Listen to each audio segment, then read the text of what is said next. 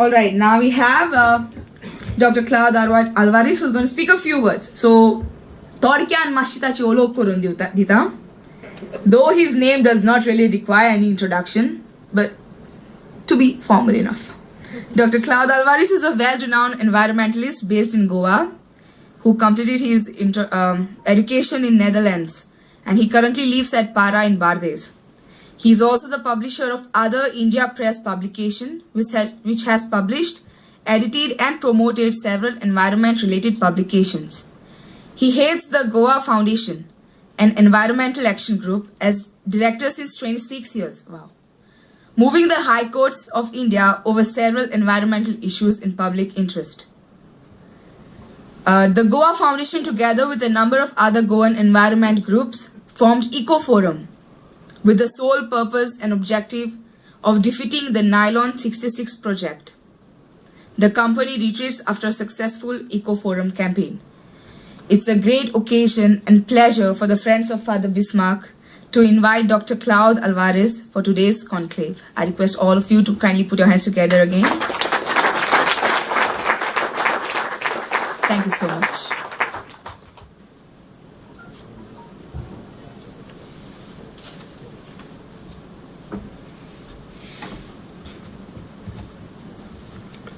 Thank you very much. I'm going to speak from the heart, and I'm going to keep aside all the issues that convulse us as citizens day in and day out, all the things that are not going properly, all the disappointments, the depressions. I'm going to keep all that aside because today is a day to talk of permanent things, the things of permanence, and not the temporary matters. Not the matters that are coming one day, gone the next, the evanescent matters, but the things that last forever. And on a day like this, one should talk about this, and I thought that the best way to share my love and affection for Bismarck is to go back to the poets. Because the poets are the only people who know how to speak, how to use words that play on the heart and that make us in some profound way human beings again. I've tried to select poems from some of the poets that I'm really fond of, and they don't come from India. The most beloved of my poets is, of course, Rumi and Hafiz. Rumi is, of course, from Afghanistan, born in Afghanistan, but today Turkey claims him and Iran claims him and everyone claims him, but of course the world can claim him. And of course Hafiz is from Iran. And the third one is Pablo Neruda from South America. And I would just like to read those poems because I was trying to select them because I have a lot of collection of these poems and I would like to select them keeping Bismarck in mind. The first one is about sorrow, because today is supposed to be also a day of sorrow in a certain sense. But I like this poem by Hafiz because it converts his sorrow into something that is needed. And sorrow is converted into something that becomes part of our lives. So the title of the poem is called Brings Life to a Field. It is not possible to complete yourself without sorrow. Sorrow is a vital ingredient that shapes the heart and enriches it. So endure sadness the best you can when its season arrives. That rain that can fall from your eye brings life to a field. And on other days when you laugh, a sun takes birth in a sky you will someday know. See how all the elements are inside of you. see how your soul is a sire, a source of light. I thought this was a very good poem because many people end with sorrow. They don't go forward. But Hafiz shows us how sorrow actually is important to fertilize whatever we want to do. It's that you don't end with sorrow. You don't end with the commemoration of Bismarck and his death. But you say, what did this man do which has improved the consciousness of people in the state of Goa? What did this man do? And how do we take that, make it part of ourselves so that we also can do similarly?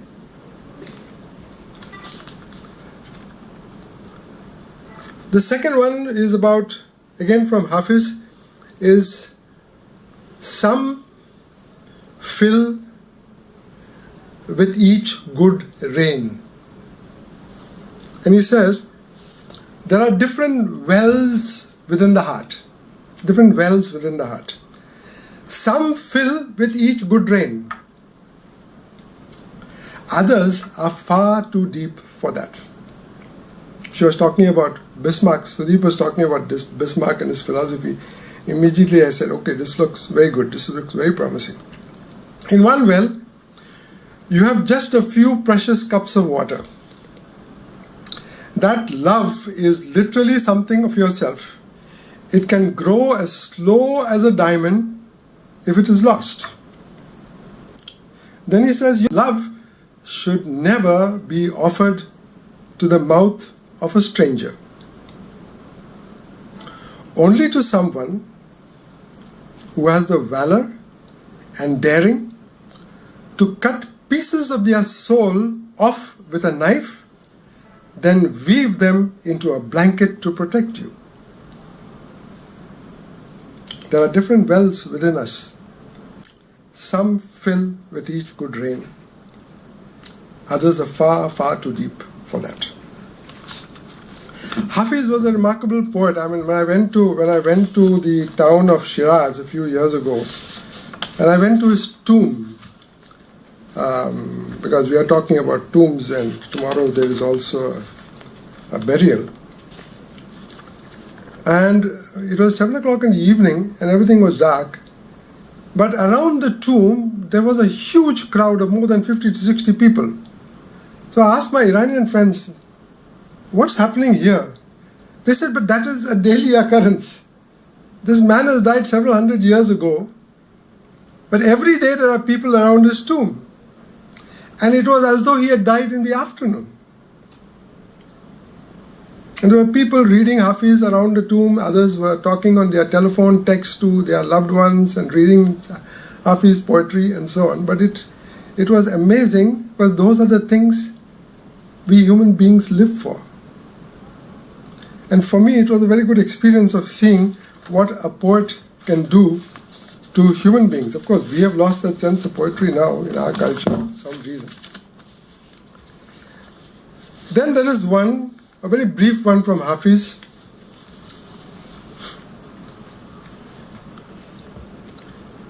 It's just 2 sentences. And I said, wow, when I read this. You can read it the way you want. Even after all this time, the sun never says to the earth, you owe me. Even after all this time, the sun never says to the earth, you owe me. Look what happens with a love like that. It lights the whole sky.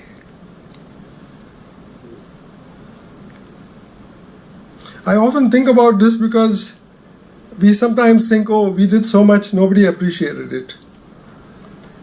Well, we spend so much of our lives fighting, nobody comes. Nobody comes to see us, nobody comes to visit us. Or we are doing this much amount, but nobody really bothers about it. And then you look at this and you say, wow.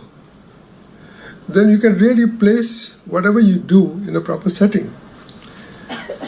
There is one more.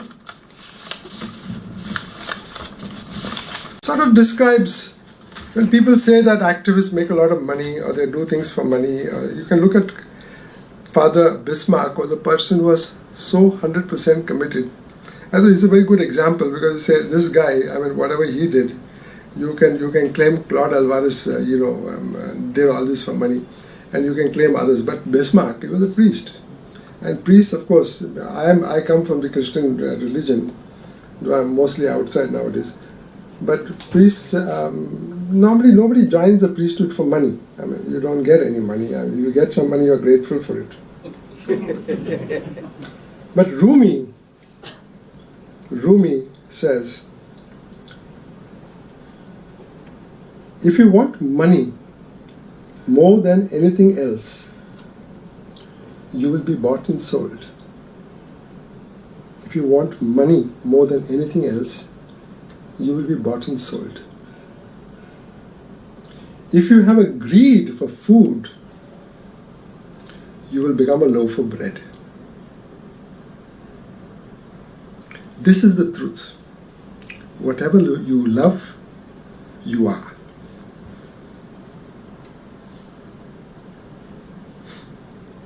I sometimes read these poems to youngsters because they all think that, if they can drive themselves hard and become successful slaves of corporates, make a lot of living and make a lot of money.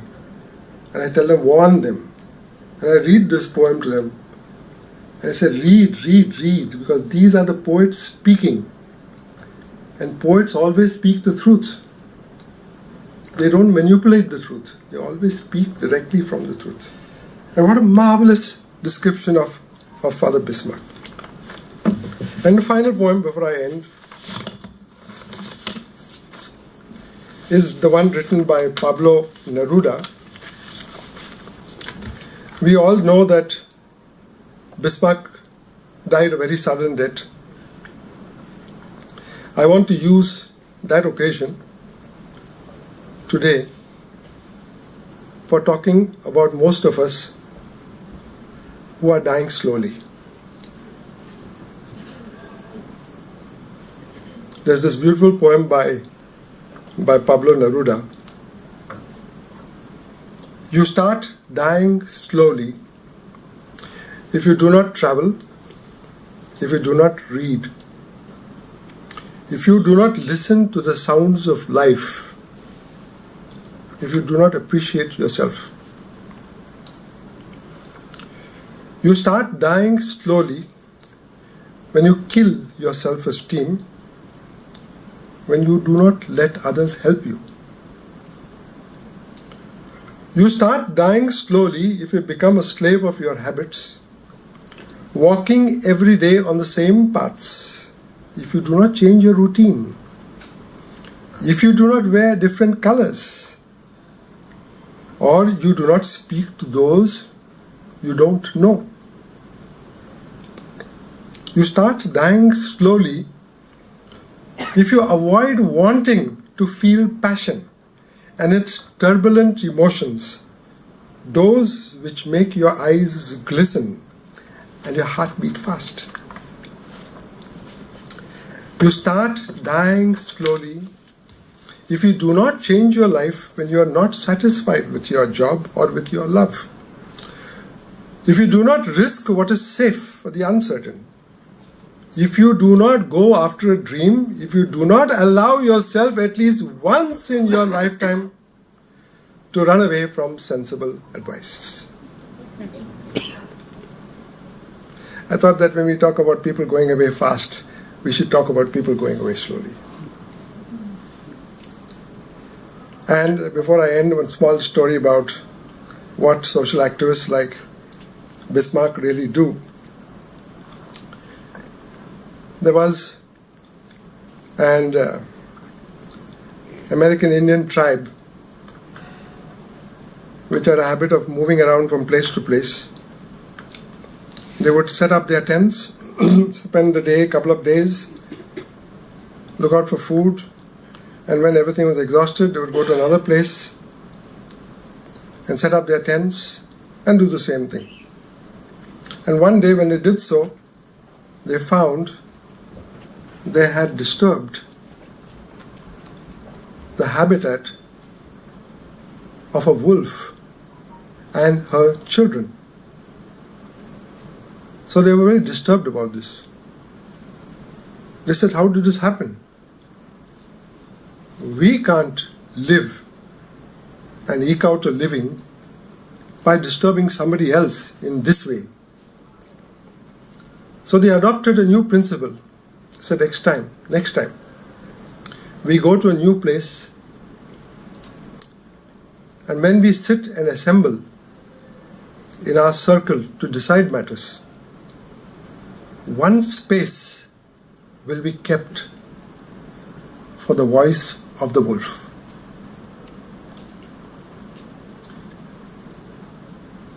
And only then will we decide.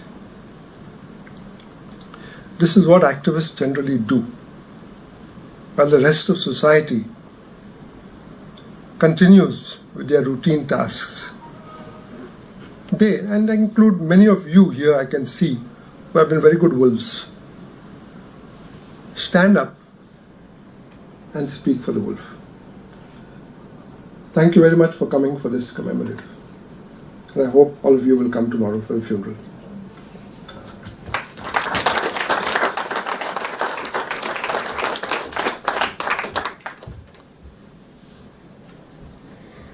Thank you so much. That was really awesome because it really gave me chills. The poems are really good. Okay, now moving on to the next person, we have. Okay, wait. Excuse me.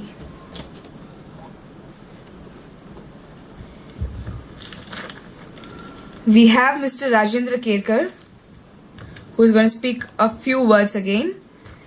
And Rajendra Pandurang Kerkar, for all of us, Rajendra Sir is a name that no one can avoid from remembering when it comes to nature and environmental conservation in Goa.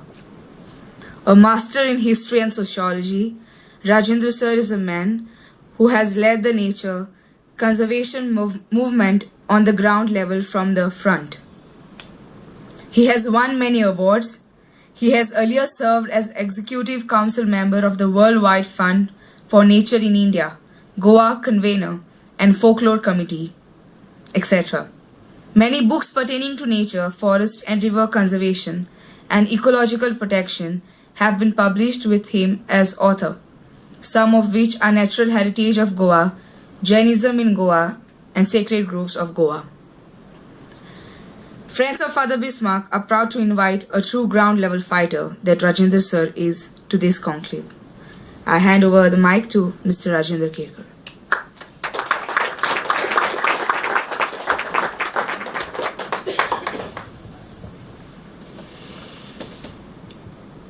There is one Sanskrit subhashit which says that Yavat bhumandaladhatti sashela vanakananam तावत तिष्ठन्ति मेन्दिन्याम संतपति पुत्र पौत्रुके देहांते परम सारम यत्सूर्यपि दुर्लभम प्राप्नोति पुरुषम नित्यम Mahamaya प्रसादता. It means that as long as the mountains are there on this earth, springs are flowing, rivers are there, we all will going to enjoy the sweet nectar of the Mother Earth. I was listening to the words of Father Bismarck when I entered this black box. I remember I was with the Father a decade ago in Santiste village when we were invited for the meeting, public meeting organized by the villager for the protection of the hill, for the protection of the Santiste island. I was actually very much fascinated when I visited 3 decades ago the Santiste island village of Goa, because this is the island village which is, the product of mingling of 2 rivers of Goa, mainly Zuari and Mandavi. So this is the place which is actually we got because of the silt brought by the Panchaganga river, the coming from the Western Ghat. So all this island was a creation of the nature, and you can see the real son of the nature, Father Bismarck, throughout his life, though he was a priest and lot of, differences developed when father took the issue of the island village of Vasi. But in spite of that, he continued his battle. When we started in 1998, the movement for saving Mahadai, the father was with us. He was always telling me that if this river is diverted, then Goan will going to face lot of problem. And presently, if you look at the award given by the Mahadai Water Dispute Tribunal, it says that 3.9 TMC feet of water Karnataka will going to divert from Kalsa Bhandura. Then 1.72 for in-basin use and 1.33 TMC feet of water the Maharashtra will going to utilize. So when the diversion will be materialized, then the Goa will going to face lot of problem. Father throughout his life took the cause, took the principle. He wanted that not only his village but whole of the Goa he wanted to be protected, just like the people in Hori past protected the island villages. If you look at the Choram village or Diwar village, all these island villages were protected by the people through dedication. But today, the way in which we are selling our property, we are inviting the people from various parts of the world. And that is why, today we are on the verge of extinction. When we look at the small state of Goa, flooded with big population, people are coming, and I don't know from where, the father was again repeatedly telling about no infrastructure in his own village of Santistev. When there is no infrastructure available in Goa, if you look at how, the mess created. So in such a situation, we all have to take the mission which started by Father Bismarque. Today, we all are inspired by him. When I look at the Viraj Bakre from Marshall or Arun Madgaonkar or Dr. Claude Alvares, relentlessly these people are fighting for our future, our water security, our greenery. If you look at the today's Goa, luckily 1,461 square kilometer area has been ecologically sensitive area declared by the MOF, and we have 748 square kilometer of the Western Ghat earlier protected through the sanctuaries and national park. So rest remain the private forest, and today the private forest issue is very critical. If we fail to protect whatever private forest left in Bardesh, in Pernem or in Salset, the Goa will going to face a serious problem. You look at how people in Maharashtra, people in Karnataka facing the desertification. The increasing rate of the desertification is such that if you go to Marathwada, or recently I was in Telangana, it was the place where you will not going to live for even for 5 minutes.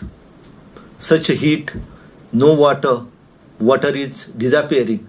So that is why the father started the mission and he died for the cause. I remember here the poem written by Sir Cecil Arthur Springrice. I vow to my country all earthly things above, entire, whole and perfect, the service of my love. I salute Father Bismarck on this occasion and salute you all for assembling today on his death anniversary. Thank you.